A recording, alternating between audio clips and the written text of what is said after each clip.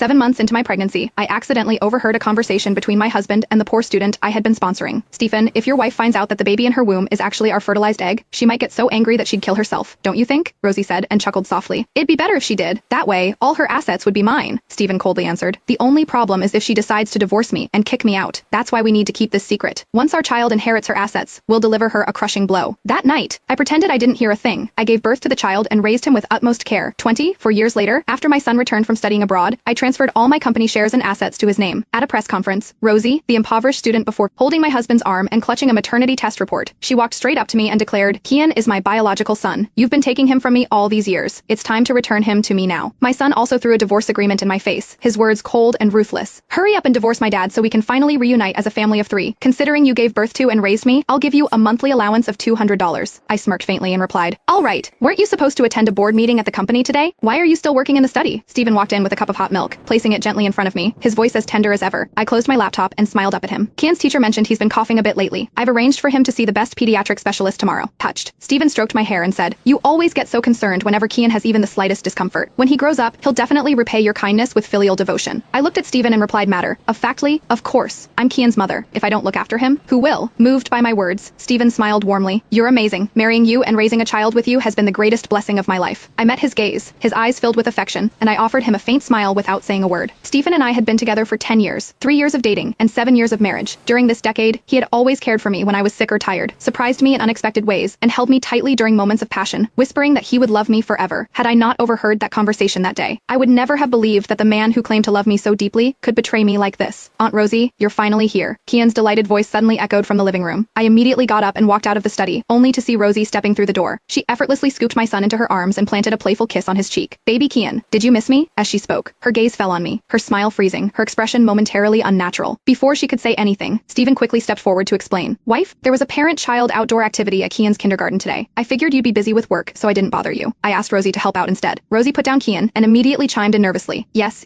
Daphne, you've supported me for so many years. I've always been grateful and wanted to repay your kindness. The moment I got Stephen's call, I rushed right over, watching her flustered attempts to cover up her guilt. I couldn't help but recall the day my son was born. Rosie had also accompanied Stephen to the hospital under the pretext of visiting the baby, staying by his side as I endured labor.